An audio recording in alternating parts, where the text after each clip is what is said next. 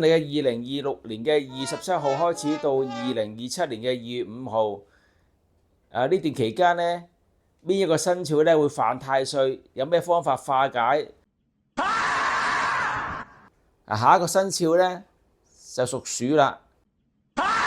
子午相沖嘅影響，直接咧衝撞太歲，做任何事咧都複雜啊、奔波啊、唔順利啊，心情又唔開心啊，凡事忍讓，唔好對抗，行善積德，可以保平安啦。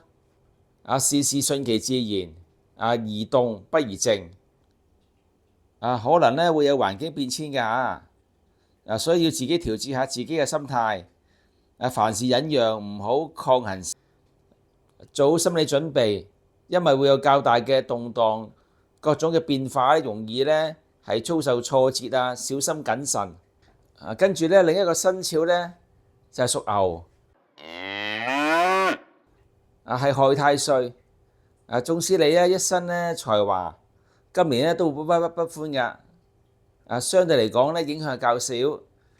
今年咧人際關係平平㗎嚇，只要謹慎言行，建議咧保持靈活性，避免同人爭執，保持心裏邊內心穩定嘅局面，無心説話得罪其他人，秉持咧自己咧少説話多做事嘅原則，便會減輕對自己不利嘅影響嘅。